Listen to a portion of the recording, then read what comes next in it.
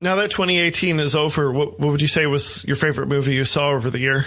Kind of funny story about that. Started out with a Movie Pass subscription. Actually, my wife and I each had Movie Pass subscriptions, which are these. You're familiar with Movie Pass? It's a card. You pay a subscription, and then you can take it to a theater, check in, and go see whatever movie you want. Wow, that seems like not a really great business idea over the long term.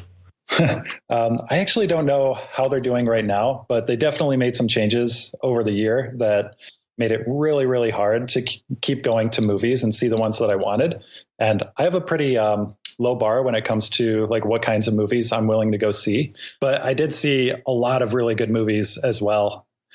And being able to, especially early in the year, go see just whatever movies at whatever regularity I wanted, gave me a chance to see some that really stand out. Like one of my favorite movies of 2018, like the first one that comes to mind is a movie called Blockers, which when I went to go see it, had very low expectations for it.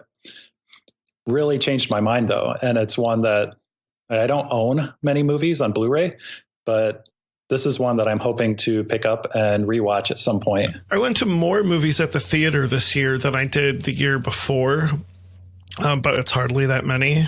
I want to say like maybe 3 movies the whole year, and 2 of them were in December. So, I saw Grave of the Fireflies at the theater. Okay, Studio Ghibli Fest. Yeah, yep. So we went to go see that, and then we went to go see Mission Impossible. I want to say Fallout. Was it? No, that sounds right. No, yeah, it's Fallout. Yep. Is it Fallout? Yeah, it's okay. Fallout.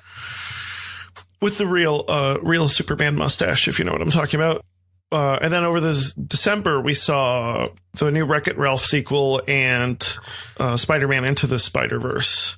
I liked every movie I saw at the theater. Did you take your kids to any of those movies? Grave of the Fireflies? No, I didn't. No, I didn't. I'm just kidding. Okay. It's a super depressing movie. It's an awesome movie, but my God, it's really depressing. And it's a cartoon, but don't let that give you away. Okay. Yeah. No. But, I mean, typically I think Studio Ghibli or Ghibli is considered to have like Disney quality, like kid friendly movies. Disney's their distributor in the US, so they obviously know what they're doing. Yeah, no, Grave of the Fireflies is not a kid's movie at all. A lovely movie, really touching, but like, yeah. But I did take the older 3 to the Wreck-It Ralph sequel, which I really liked. Surprisingly, I don't know if it got chewed up by critics, but I enjoyed it. And then, Into the Spider-Verse, we actually took my 3-year-old. Yeah, that's a really good movie. I highly recommend that. I don't know how it's doing in the theaters, but you should definitely check that out. Yeah, I saw that one. Took Kira to a number of kids movies, including that one and what's the other one? Oh, the Teen Titans Go to the movies. Did you like Teen Titans Go to the movies? I did. I really enjoyed Spider-Verse and Teen Titans Go to the movies, and those are runners up. It would be really tough to pick one of those if I were including movies that I went to with my daughter. Yeah, I heard that was actually pretty good. I understand the Teen Titans fans and how much they don't like Teen Titans Go because of what it is, but my kids love it when they get to watch it at my aunt and uncle's. They talk about it all the time. But yeah, Wreck-It Ralph 2 was pretty good. It had a good message, and the fact that you're Disney and that you can refer to a lot of past products helps as well. So there's a lot of Disney references. Well, there's one scene where there's a Disney reference because they go to the Disney website. But yeah, it was good. Yeah, so I agree on both of those points. Did you see Wreck-It Ralph 2? Yes. Okay, yeah. Yeah, we're huge fans of Wreck-It Ralph in this household. I actually am not a fan of the first movie. So, really? Yeah, I thought it was okay. And I'm a big video game fan, but I'm just like, this is all right. But I actually like the second one better.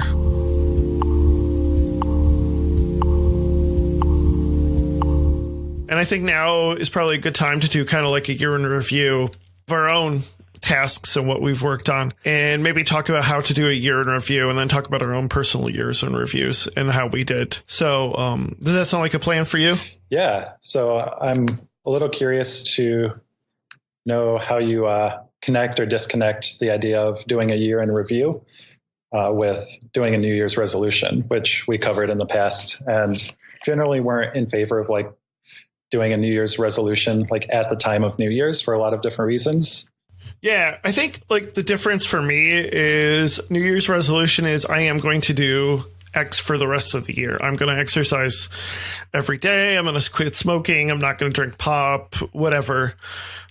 And then you're supposed to just do it throughout the whole entire year. If you listen to the previous episode, my biggest complaint about that is like how long 12 months is and how it's just not feasible to set that goal for 12 months. Yeah, it's kind of like the waterfall approach to exactly. making changes in your life. Right. So that was my biggest complaint. That isn't to say that the new year isn't a good time to look back and see what went right, what went wrong. And I think it's good to have some perspective and being able to reflect on the past and see what worked best. So that's kind of where I draw the line. How about you? I have a little bit different perspective. This is the first year that I've actually written down my year in review. I really enjoy talking about it near New Year's Eve. That's something that me, my family, and friends might talk about. This is the first year where I've actually taken the time to write down the things that stuck with me as being like really highs or really lows. But I've been thinking about it in terms of now that I've written it down, I kind of want to be a little bit more reflective. So if I know that I'm going to write down my year in review next year, like come December, would it make sense for me to write down some of the things that are important to me? I'm not doing like a 180 on New Year's resolutions, but it has gotten me thinking and lining up this idea of like 2019 goals that allow me to put more focus on accomplishing what I want.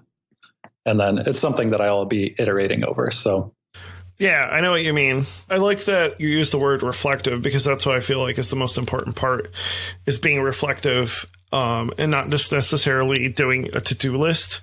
I'm not at that point yet. I have a spreadsheet. I'm going over it when I have time to like figure out what exact items I want to do, especially in the next 3 to 4 months. So I'm still working on that part. I think I'm more interested in like, okay, here are things that I know worked. Here are things that wasted my time. Here are things that I should cut out and really emphasize on. And I think that's what's really important is more of like the overall structure of the year and being able to decide what just needs to be cut out and what needs to be done more of. So I might be getting ahead of myself a little bit, but it sounds like there's some taking your year in review, figuring out how you want to make changes in your life now. It is right around the new year. Do you plan on like every month reevaluating or every quarter or having some kind of a system in place? I wouldn't go so far as to say system, but yeah, like a month, 2 months, 3 months, 4 months, whatever. Will you do other kinds of reviews throughout the year as well? Like at the scale of a year in review? No, maybe half. I think maybe at 6 months, I'd like to do it. I feel like 12 months is good for reflecting, but not necessarily good for planning. Let's put it that way. Does that make sense?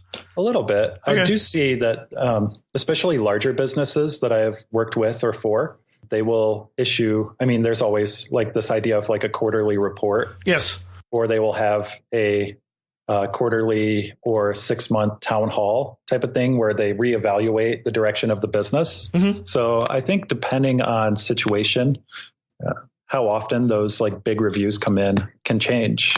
And also, I think one thing that I'm taking away here is that use your review to decide what you want to change. And then when you come up with some actionables and a timeline, then use that timeline to figure out when you might want to reassess those goals and see what your progress has been on them. Is that fair? Yeah, that's totally fair. And I think one thing I haven't gotten into, but I want to talk about is the year in review isn't just about like actions and goals and getting things done. Quite frankly, the year in review is a way to just get what I'm thinking, what's been floating around in my brain, repeating over and over again on paper, and just getting it out there for people to see, to understand where I'm coming from and what my plan is. And then that kind of like when you say I'm going to lose weight, I've stated this out in the open into the world, and like the world will then reflect that back onto me so that I have that idea, that concept of what I want to do or what I want to change out there and confirm back to me from other people. Does that make sense? Totally. There's something healthy about writing it down, putting it on paper and sharing it with others that you don't get by just keeping it in your head. I did write mine down. I have not shared it I've only shared it with 2 other people. So you don't necessarily mean like publish it to the world. You just mean open it up to other people. Not necessarily. I did that, but I'm weird. So no, I don't necessarily mean you have to publish it to the world. I really liked yours. I mean, you alluded to it being pretty long. And when I was first reading it, I was a little intimidated by that. However, it told a really nice story and you showed a lot of vulnerability, which I wasn't expecting. I think that if anyone is interested in seeing a really good open reflection of a person's year, not just in like a business or like action items and goal setting type of sense, yours is really good example of that. Thank you. I appreciate that. Maybe since we have been talking about yours a little bit more, if you wouldn't mind going ahead and talking about yours. Sure. So the big motivation for getting this year in review through is I've been running my business now for 6 years. And there's been a lot of interesting curveballs personally, but also pivots in the business and kind of a honing and what I need to do and like expanding my knowledge base as far as running a business and a family at the same time.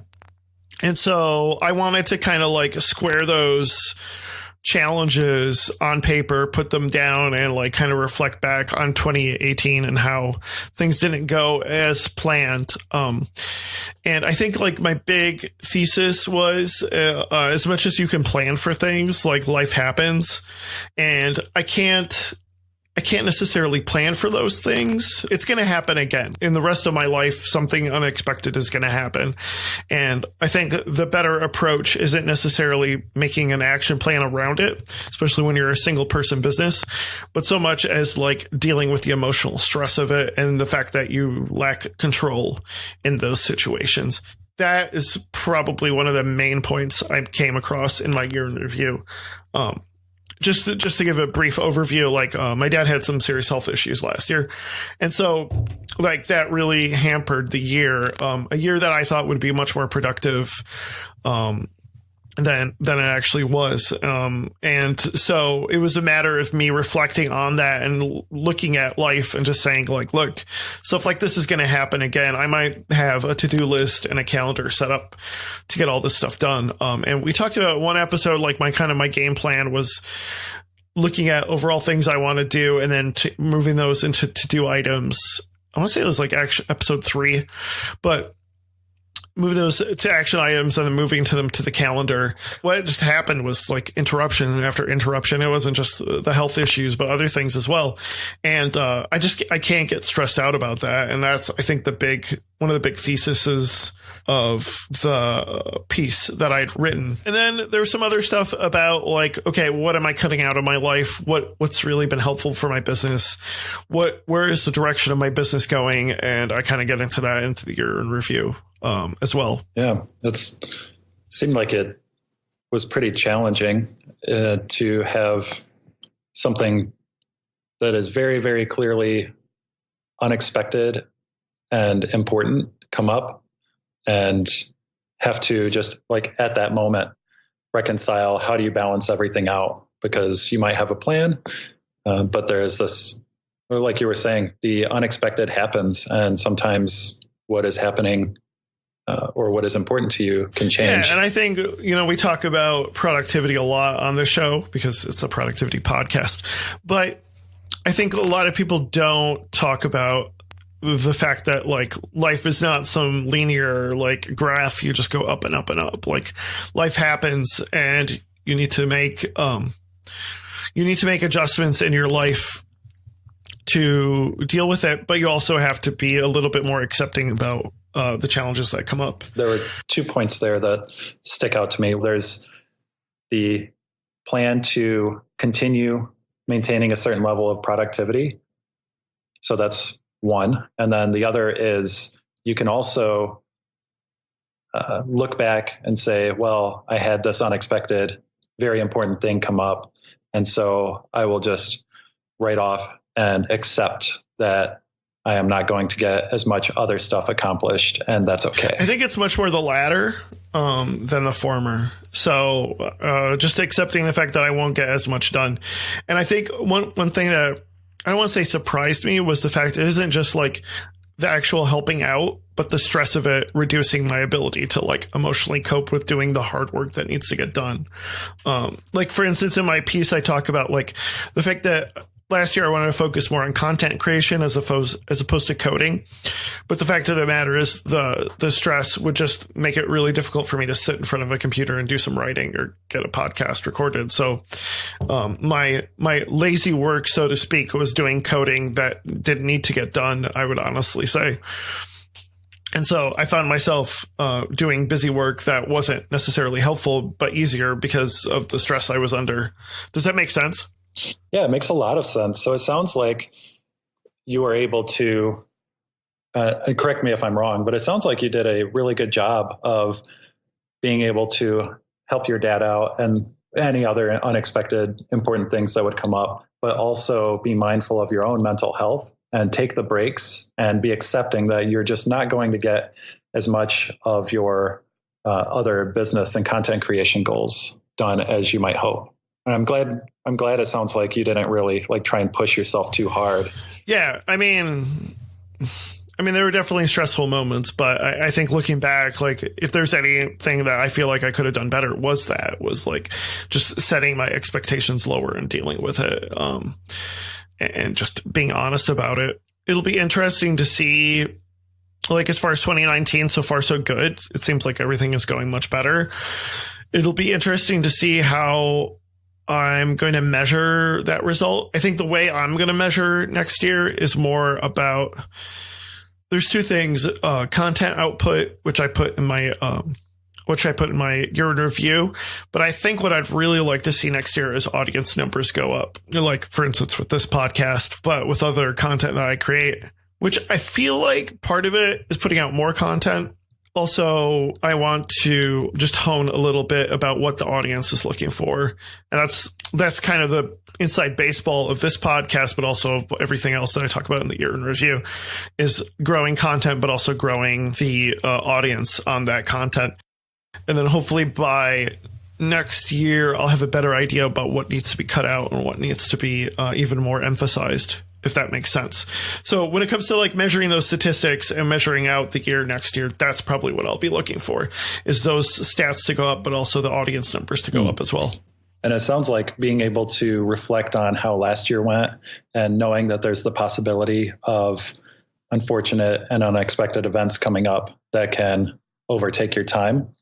You might be able to come up with strategies to be able to produce more content up front or in the in the times that you have where you're not responding to and putting out fires. Yes, exactly. Is that something that you've incorporated into your strategy, I guess, for 2019? Let's put it this way. I think like those are my goals, but knowing full well that if something comes up, I just need to set my expectations lower, and that's the way it is. Mm-hmm. So what are some things you did with your year in review, and what did you find looking back that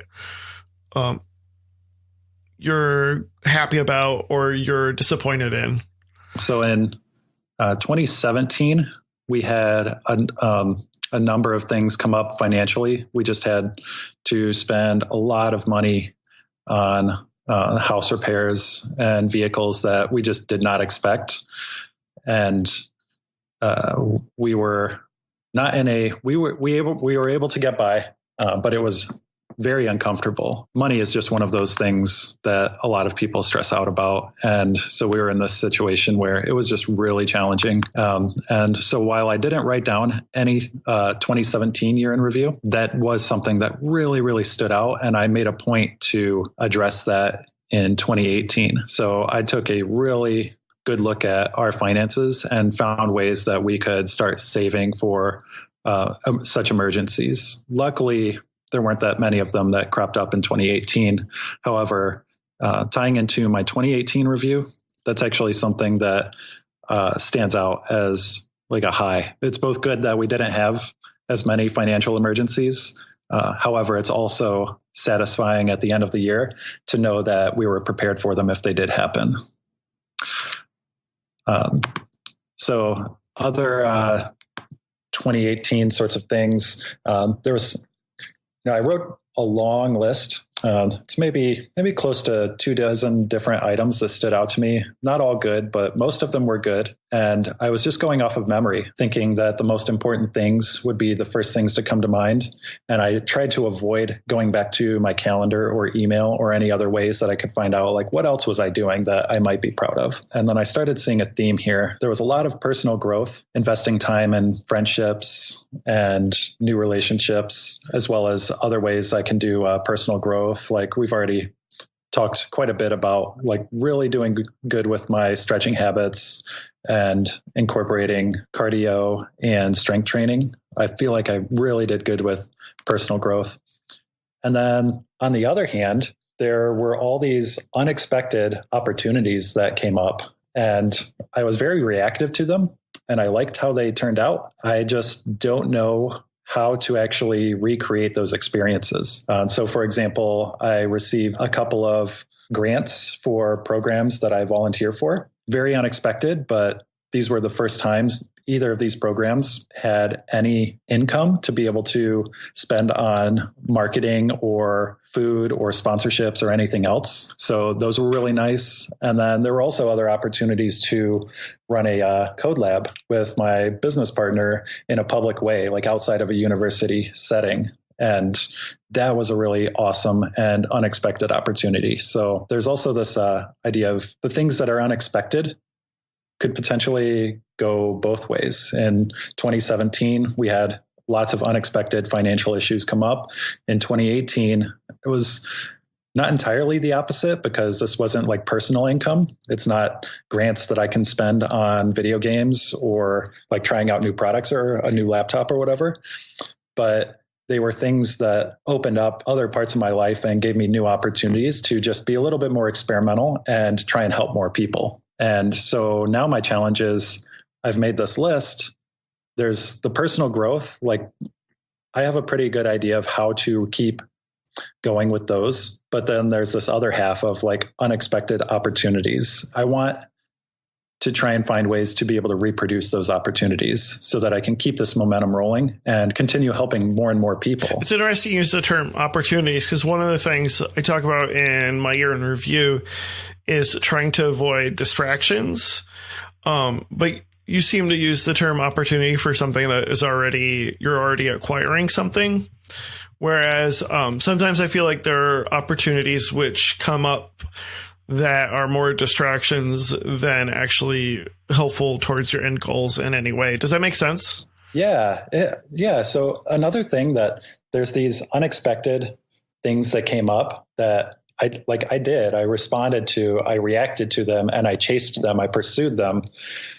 And that gave me other personal insights, like having the time and opportunity to invest more of myself into these programs that I was also volunteering and putting energy into really helped me make it a little bit more clear, like of all the things that I'm interested in, what is the intersection? There's this revelation that the two most important things in all of what I'm doing have to do with building and being a part of good communities. And these are like local communities, not like online communities, and tech education. So everything that I'm doing is the intersection of those two things, my nonprofit work, and then I do fundraising that's outside of nonprofits. And then I'm also involved with helping people learn how to code and become better and more tech conscious users and people and developers. And the intersection of those two things is pretty revelatory in